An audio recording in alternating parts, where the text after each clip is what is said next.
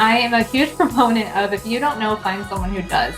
And so that's pretty much what I did the entire time of developing the planner was I didn't know a manufacturer that I could trust, but I knew someone who did. So I reached out to them. And I didn't know necessarily how to design in Adobe, but I knew someone who did. So I hired them. That's Amanda Foust. I'm Cara Duffy, and this is the Powerful Ladies Podcast.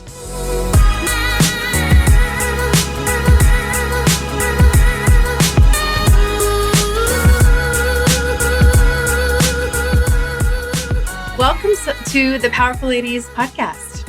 Thank you for having me. I love it when guests refer future guests. And Julie, as soon as she finished her episode, was like, you have to talk to Amanda. I'm going to literally quote what she said for her submission. She runs a super successful copywriting and social media agency while parenting 4 kids, 3 of whom are adopted. She retired her husband. She's amazing. And she's a coach. Aw, that's so sweet. So that is a lot on your plate. Before we jump in and start talking about all those things, let's tell everybody your name, where you are in the world, and if there's anything else you're up to that I missed. Yeah, so my name is Amanda Foust. I live about an hour outside of Indianapolis, Indiana. And what was the other question? Anything that you're up to that I missed that we didn't give you in that little intro? Yeah, no, I mean, my husband's an entrepreneur too, so we both kind of do that. And I homeschool one of my kids, so just really busy around here. But I always like to say I'm intentionally full instead of busy because it's all with intention. So yeah. Well, and it's a great segue jumping right into the planner that you have. Mm-hmm. What is this planner? Where did it come from? And how has it changed your life, let alone anyone else who's used it? Yeah, so I'm the founder of the Highest Potential Planner, and I never set out to do a planner, but I loved planners. I was definitely one of those people that had tried all the planners. For a while, like early in my motherhood, I had this job working for a website for moms, and I did copy for them and content creation as one of my clientele. And so I got sent planners to try all the time. Like these companies would send planners and say, hey, will you try this out and feature it on your website so moms can have these planners? And so I was like, yeah, this is a great gig. You know, I get free stuff. I get to write about it. It's great. And since planners were one of those things, I got to try out so many. And I realized that there were some good ones for sure, but none of them had everything I wanted. And I felt like they either took too long to fill out where I felt like I just couldn't maintain it, or they just didn't go deep enough. So it would just be like a calendar to-do list. That's it. And I really love to be intentional with my time. And so I found the High Performance Planner, which is from Brendan Burchard, and he's who I'm certified through as a coach. And so I would often recommend that planner because I'm like, well, he's who I'm certified from. He obviously knows what he's talking about. And so I would recommend this, and people would buy it all the time through my recommendation. Well, then I had I had multiple people tell me it just took them too long to do. They couldn't maintain it. But then I had another person say, why don't you have your own planner? You get all these people to buy his planner. And I'm still a huge fan of Brendan Burchard for sure, but they're like, you should be making money off of this. And I'm like, you're right, I could. And I've done enough with planners. I'll just create my own. So it was really important to me that it could do a couple things. One is that somebody could fill it out in 5 minutes in the morning. And the other one is that it had a balance of being really intentional with tasks and that checklist, but also with mindset and making sure that you were able to define success, define how you want to feel, think long-term and short-term in one sitting. And again, just do it all in a really quick morning routine. So that's what I did. And, people often think about making a planner like it's a physical thing, like where's it going to get printed? How's it going to get managed? Was that the easiest part for you? Like, was designing it and getting it ready the harder part? Was finding the logistics harder in this process? Yeah. So one lucky thing is that I'm all about relationships, especially in entrepreneurship, because it can be pretty lonely. And I am a huge proponent of if you don't know, find someone who does. And so that's pretty much what I did the entire time of developing the planner was I didn't know a manufacturer that I could trust, but I knew someone who did. So I reached out to them. And I didn't know necessarily how to design in Adobe, but I knew someone who did. So I hired them. There's a book by Dan Sullivan called Who Not How. And it always talks about you don't need to know the how if you know the who. And so that's what I did is I had it in my head and I made sure I got the who's around me to make it happen. Let's dive into that a little bit more. I think that's really juicy. Yeah. I also a big proponent of telling my clients to delegate everything that's not in their zone of genius and to build their team, whether it's actual employees or freelancers or mentors, all the things that we need. There's been a couple conflicts coming up when I've been talking to clients about that because they're like, great, I want to delegate this. It's not my zone of genius. I hate it. I don't want to do it. And I'm like, okay, well, you don't get anything really for free. Like when you do, it's like an amazing miracle. And I'm trying to prepare them to say, like, finding your who to delegate to does require either time to invest in them, to train them, if whether they're a volunteer or entry level person, or it requires making the investment. How do you decide when to make the investment to delegate into one of your who's? No, that's a really good question. So, a few of the examples I gave with the planner were not a financial investment. Now, the person who did the Adobe design was definitely a financial investment, but the person who just recommended a manufacturer, connected me to them, all that was just from a relationship where I've served them really well. And then when I had a question, they served me. And I think like there's kind of two parts to your question. One is that like when you go in and you're meeting somebody and you are just thinking, how can I provide value to them? How can I serve them with like no agenda whatsoever? You may not ever need something from that person for years to come, but when you do, they remember, oh, she did this for me. She served me. And then they often will provide that back. So just leaving like little, I always say like planting little seeds of value for those situations where you may not have the money or time to invest in something, but you maybe did years ago and it's coming back. So that's one way.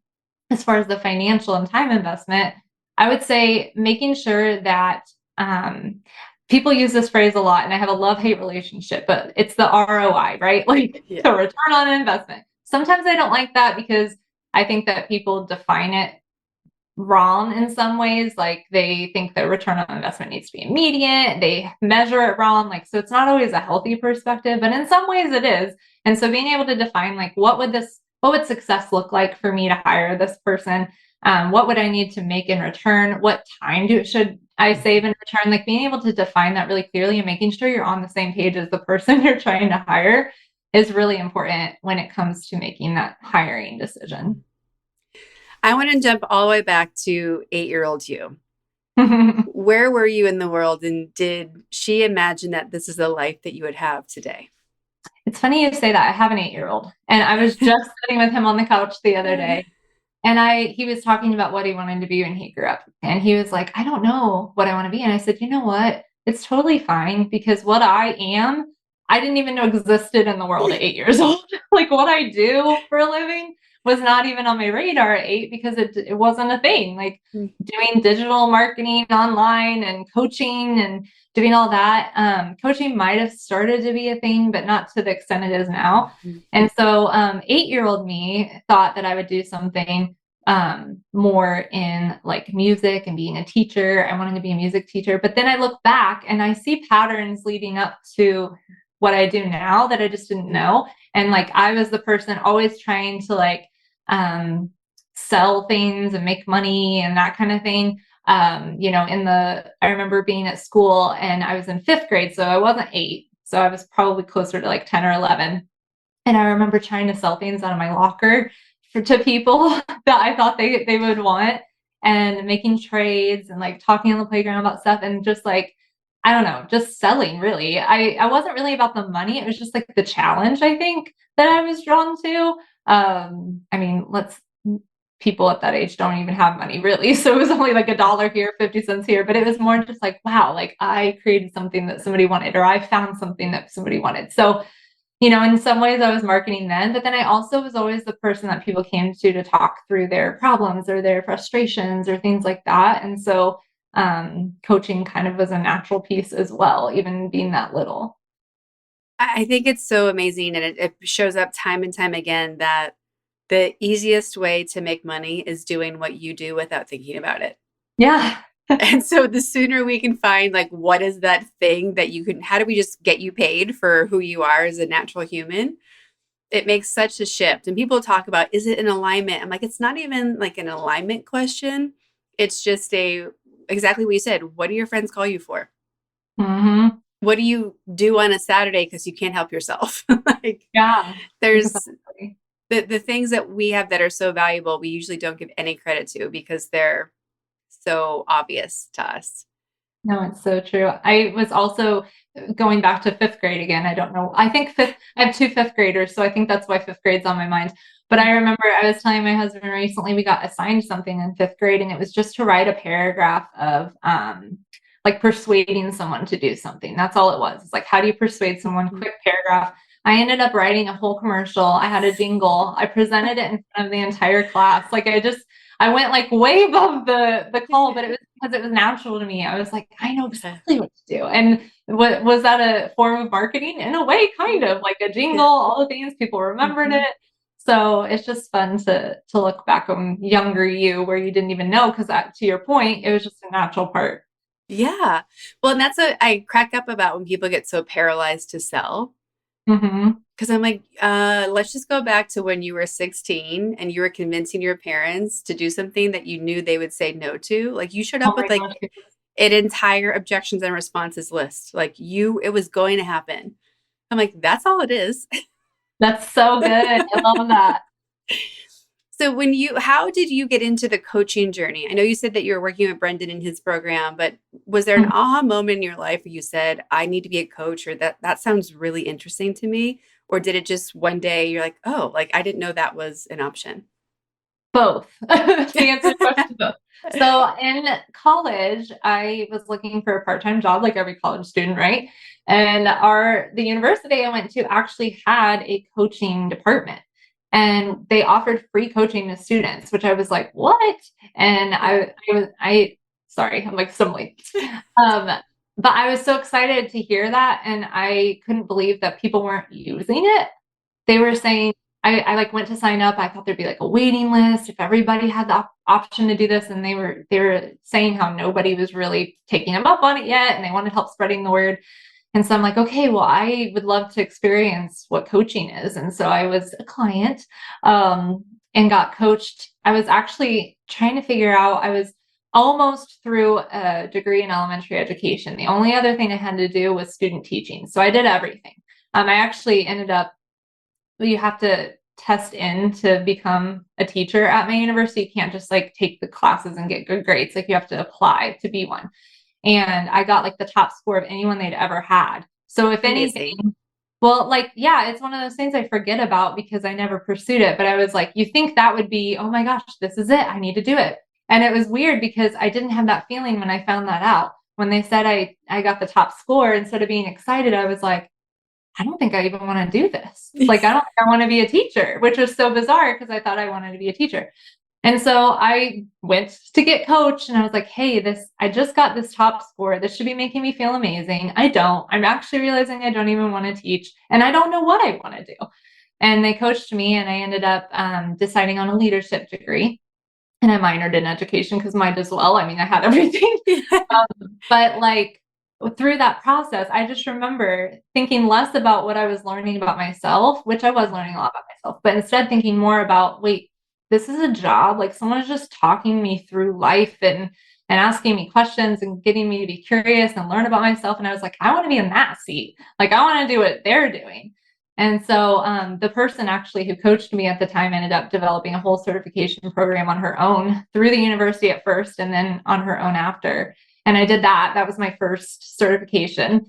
She called me up and when she had it and said, "I want you to do this because you had expressed interest when you were my client, and I want you to be one of the first ones." So I was in her first cohort, and then I ended up coaching people and realizing that I needed to level up because I was working with high performers, not knowing that was even a thing. I didn't know what a high performer was. I didn't know that terminology, but I was working and attracting people who were like flying through my program. I was like, okay, they're like at a different level than I am. So how can I be their coach at this point?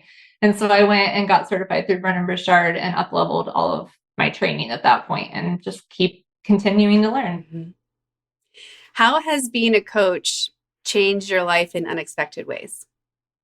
Yeah, that's a great question. So I would say being a coach, changing my life, honestly, the first thing that comes to mind is my parenting. I know that might sound like a weird response, No.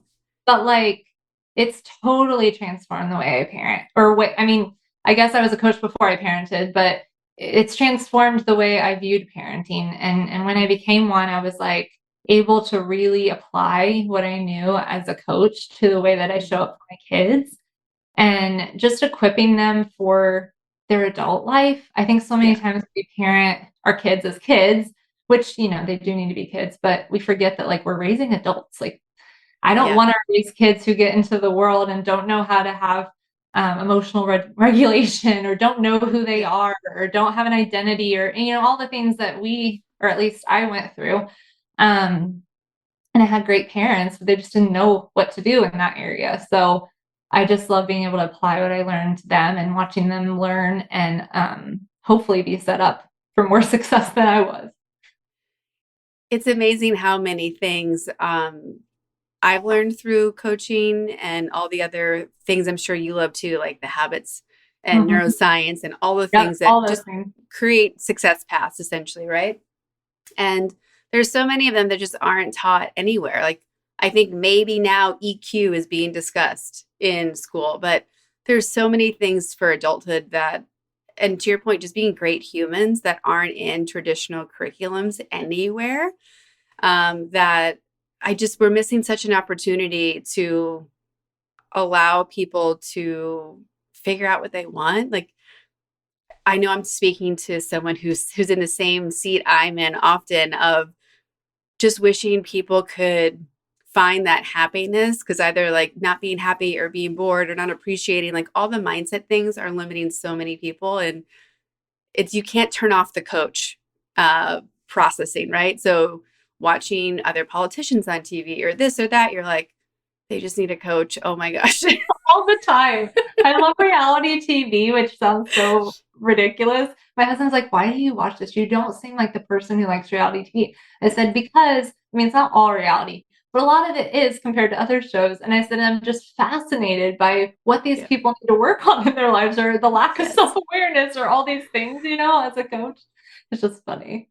Well, and so many great places to pull content for, I'm sure, your social media, because everyone else is watching it too. And you're like, this.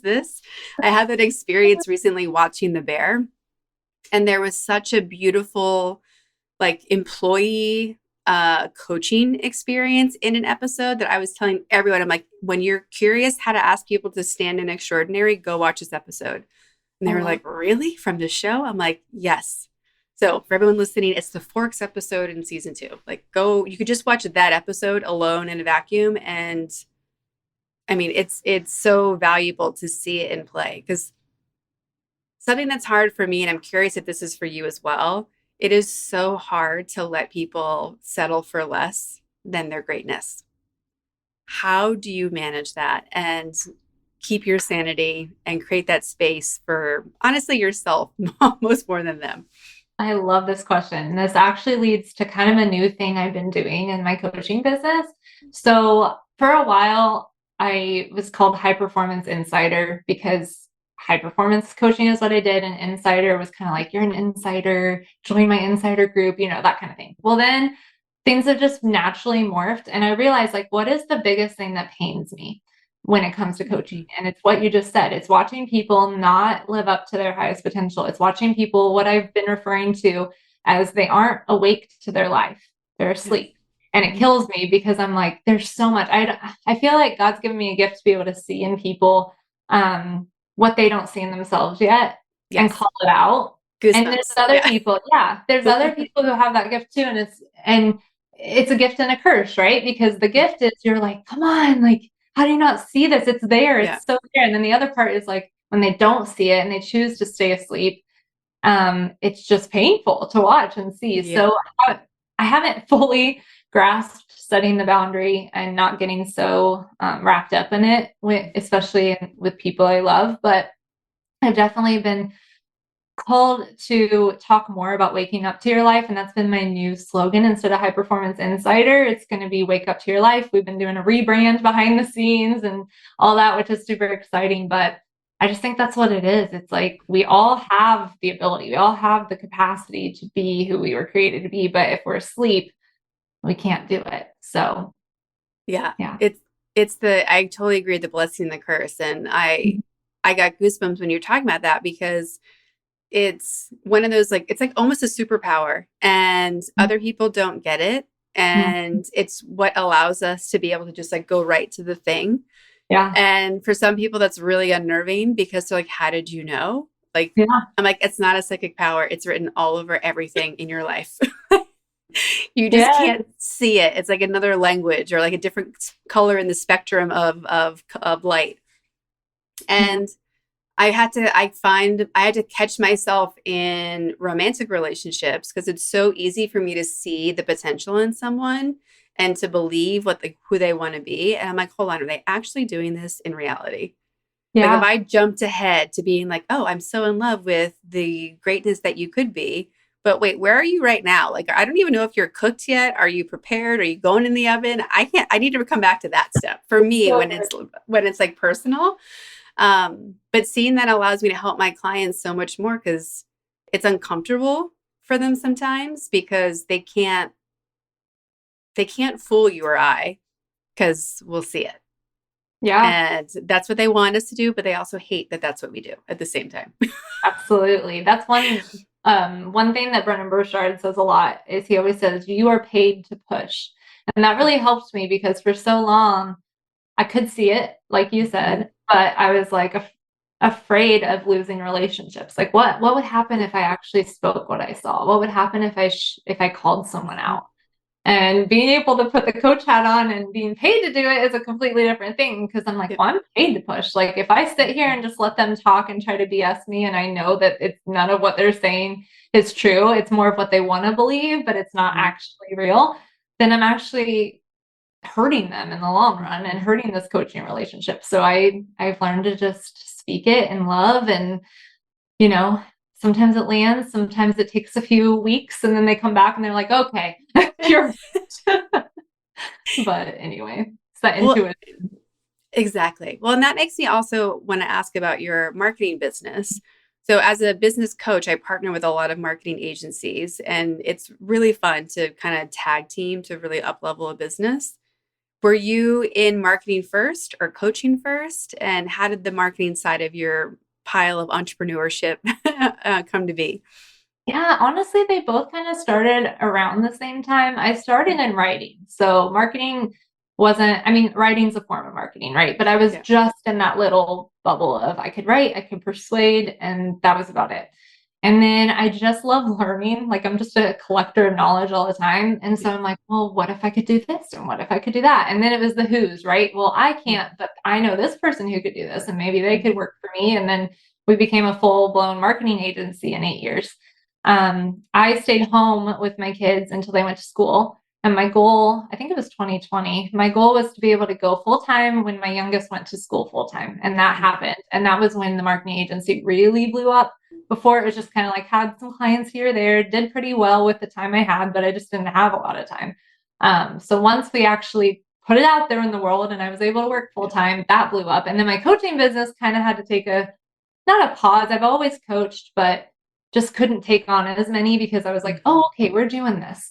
Yeah. Everything kind of happened naturally and organically. I didn't push the marketing agency. In fact, it's kind of a joke among me and my team. We're like, we don't even market ourselves hardly, and we're a marketing agency, but we're a relational marketing agency. And so the difference there is that we've grown through relationships. And Mhm. with that, you don't really have to put yourself out there to the masses because you just tap into the audiences of your connections and network and they do it for you. So that's kind of what's happened with us is our clients put us out there and we're always booked up and maybe we'll start marketing ourselves more, but we haven't needed to a whole lot. So yeah. No, I think that's great. And it's such a good example of how many businesses don't need all the marketing tools. I think it's so easy to get overwhelmed that you need all the things in marketing to get where you want to go next. And you don't, like, I always think it's direct selling first, relationships first. Mhm. And then you start layering on like how to talk to strangers in the most effective way. And it just breaks my heart seeing how stuck, especially small business owners are thinking that they have to like have the Instagram and the email sequences and the sales funnels and all these things. And you're like, whoa, whoa, whoa, whoa. Like each of those requires such a comprehensive strategy and ideally an expert. And to tie this back into the coaching side, I've been giving a lot of coaching to my like marketing agency clients lately about really stepping into being the expert that they are. And you said, you know, the you're paid to push. Yeah. And encouraging them to also push back on their clients to allow them both the space to do what they are hired to do, but also knowing that the strategy that they've made is actually the most effective way to make their clients happy. How do you balance that push-pull of making a client happy, but knowing like you probably know better than they do because they hired you on how to get there and they're resistant to something because of who knows what happens? Yeah, I actually have a story if that's okay. Yeah, please. I think it kind of answers your question, but I think it's also going to provide some additional things too. So we had a client that was like one of our biggest clients for my agency, and it was a retainer client. So every single month, you know, they paid us a certain amount to run their marketing, and they weren't our biggest, but they were one of our biggest. And I was really attached to them too. I mean, still to this day, love who runs the company, love the company, but it just wasn't aligning. There was these expectations, but yet I felt like our hands were always tied. They were like, we want these results, but you're not allowed to change the website. You're not allowed to do this. You're not allowed, you know, and they wouldn't use those words directly, but they would always like put obstacles in the way. And I was like, I don't know how you think we're going to be able to do this if we can't do these other things. And it was getting to the point where I was like, it's hurting us to not be able to get results. It's hurting our relationship because, again, I loved this company. I loved the owner, and relationships are so important to me that I'm like, it's not worth getting to the point that it's irredeemable. And I made the decision very like spontaneously, but also like it was spontaneous, but also it had been building a little bit without me wanting to acknowledge it. And I let them go. And I went to my team and I was like, I'm doing this. I hope I have your support. This is going to be rocky for maybe a month or so for us to replace this client, but I think it's best. And, you know, you're just gonna have to trust me. And of course they all did, but that was a really hard decision to make. And I think that sometimes I actually was playing a game with my son, and it was a Chinese checkers game. And I don't know if you've ever played Chinese checkers, but you have to jump around. And he jumped backwards at one point. This was the day before I made this decision. It does go with the story. He jumped backwards, and I said, why did you do that? You're going backwards. And he said, well, Mom, sometimes you have to go backwards so you can launch further the next time. And he's like 8 years old. And I was like, oh my gosh, that's it. And that's kind of when I made that decision. So I'm like, we're going to feel like we're going backwards, letting this client go who also has connections and also, you know, was in my mind going to be a really great thing in the future. I'm like, but in order to launch even further and fulfill our dreams as an agency, and we've got to go backwards for a second. And we did, and it was the best thing ever for our company. So I definitely think like living in alignment and doing the things that feel right to you, even if it looks weird to other people. I mean, I had a lot of people questioning that decision that were close to me. Yeah. And I was like, just trust me, it's the right thing. And it was. So yeah. I hope that answers your question. It totally does, because I think that because you have the training and the natural abilities as a coach, like you are able to approach your clients and your own business in a very different way. Because there's so much scarcity mindset that people have. Sorry, Siri decided to jump in and join the conversation. I never understand when she just shows up. There's just scarcity mindset normally. There is wanting to be liked and the people pleasing that shows up, and this idea, the attached versus committed approach to clients so often, where business owners so often turn over their business to their clients and don't realize it. And I wish more clients or just more business owners, they're usually my clients, but I wish more business owners would just be selfish. And like, we think selfish is a bad word, but if we're selfish about how we want to use our time and who we want to work with and how things have to go, it actually gives us so much more freedom and clarity for everybody else who we're interacting with. And so many of the jams we get ourselves in are because we weren't being honest and we weren't being selfish about it.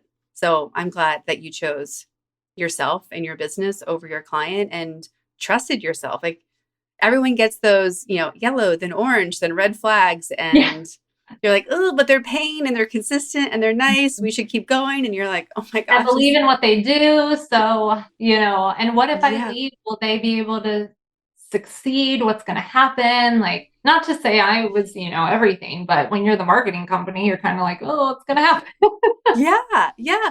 And you care. Yeah. Yeah. Mm-hmm. Yeah. I know. But I think honestly, it's actually funny too, because from a team standpoint, I was so worried that they were going to think I was making a bad business decision. Just because on paper, it probably did look like a bad business decision, but it was neat to see that they rallied and they were like, no, this actually makes us trust you even more because you have our best interest at heart, not just the clients. And I was like, okay. So, you learn in those moments too, how your team sees you.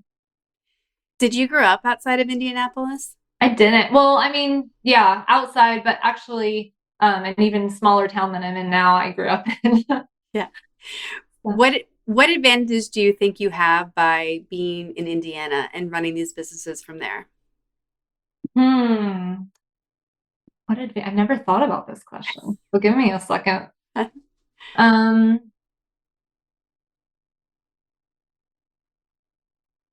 I mean, so growing up in Indiana, it's not like the coolest place in the world. I think every person in Indiana even agrees on that. But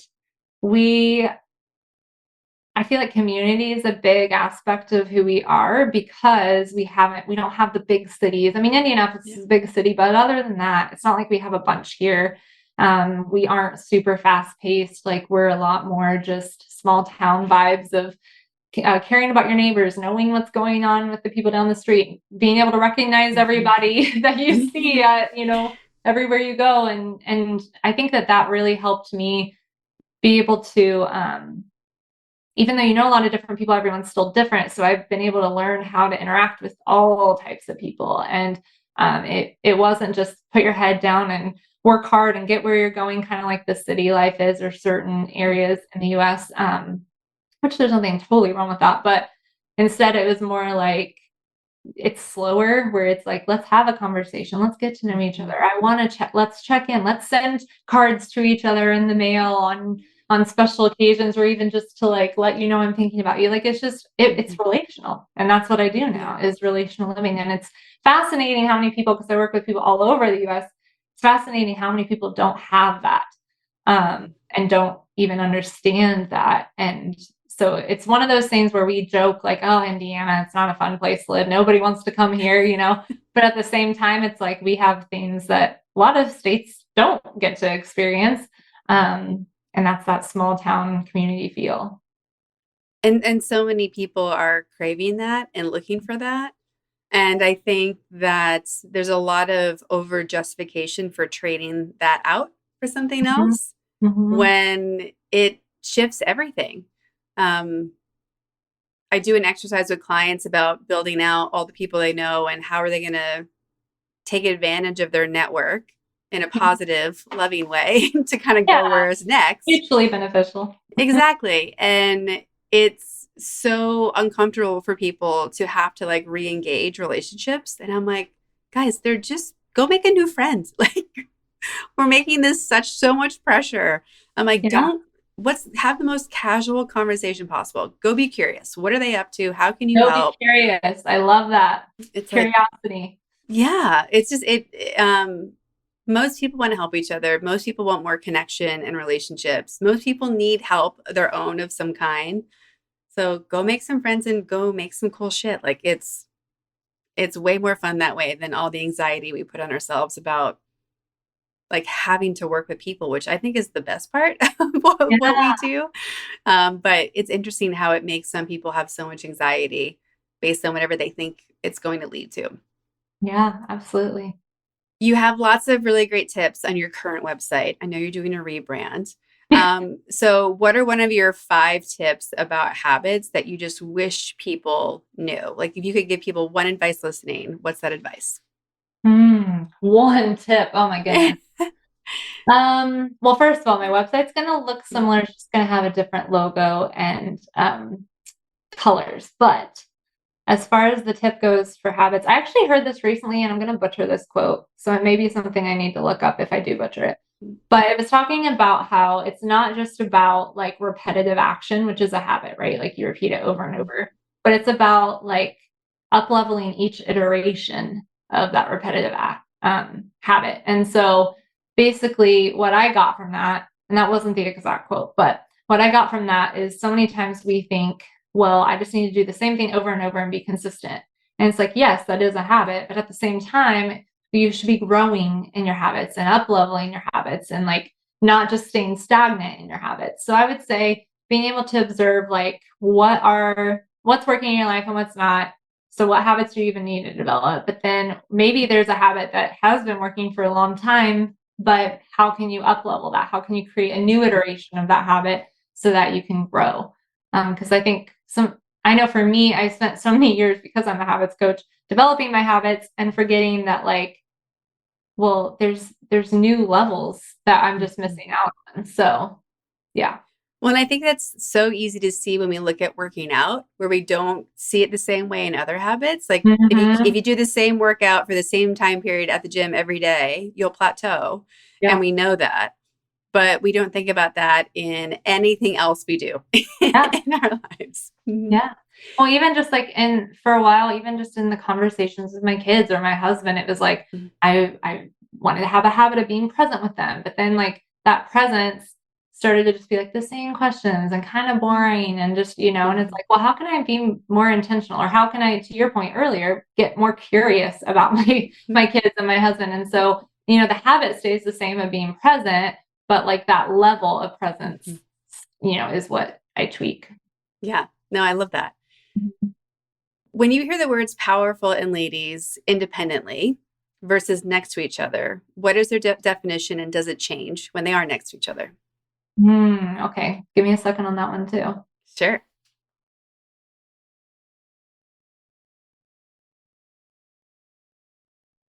So my initial response would be that it doesn't change, actually. I think there's a time in my life where I would have been a different answer. As far as like seeing them together. But what was the other part of that question? What does powerful and ladies mean to you? Okay. I feel like for me, everyone has a different form of power. I think many times we hear the word powerful and we think, I'm not that, or I am that. It's one of the other, right? Like, oh yeah, I'm powerful, or oh, I'm not powerful. But we haven't actually defined what that looks like for ourselves. And so realizing that powerful is really just being true to who you are and being confident in who you are and waking up to who you are is powerful. And so as long as those things are happening, a powerful lady looks different and can come in a variety of different forms, in my opinion. Mm-hmm. We also ask everybody on the podcast where you put yourself on the powerful lady scale. If 0 is average everyday human and 10 is the most powerful lady you can imagine, where would you put yourself today and on an average day?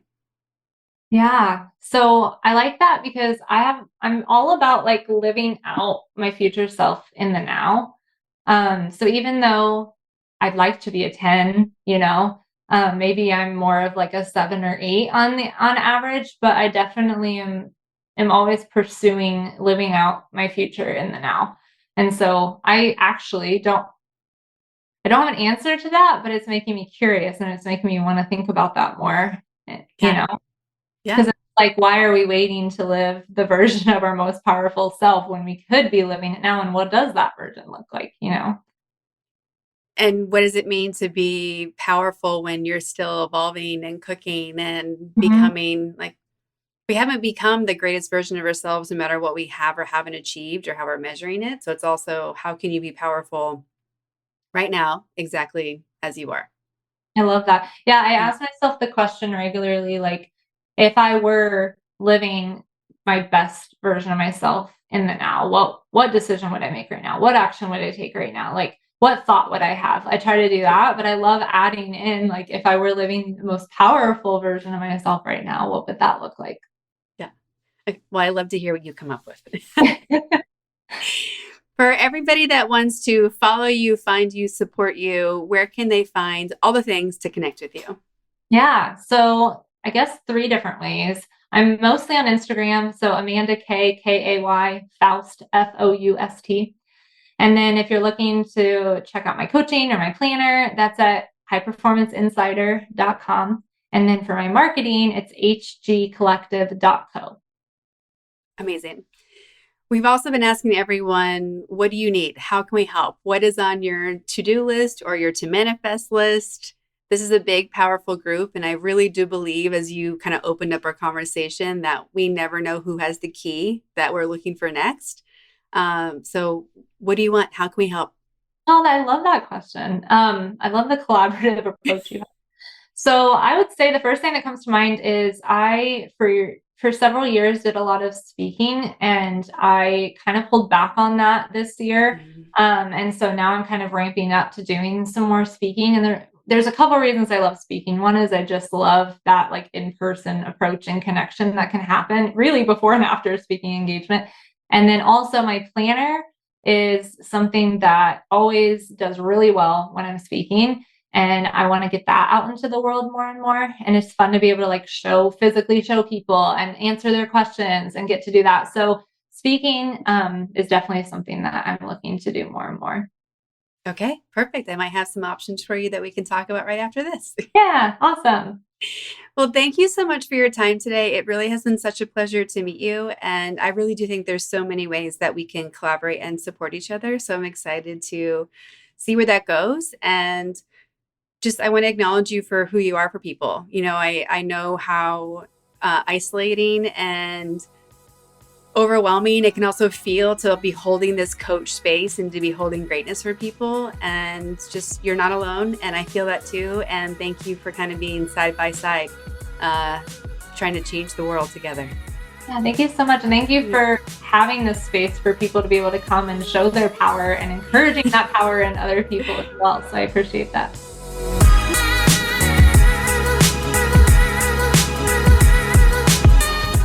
All the links to connect with Amanda, High Performance Insider, her Awaken Yourself program, and hgcollective.co are in our show notes at thepowerfulladies.com. Please subscribe to this podcast wherever you're listening and leave us a rating and review. Come join us on Instagram at Powerful Ladies, and if you're looking to connect directly with me, visit karaduffy.com or Kara_Duffy on Instagram. I'll be back next week with a brand new episode. Until then, I hope you're taking on being powerful in your life. Go be awesome and up to something you love.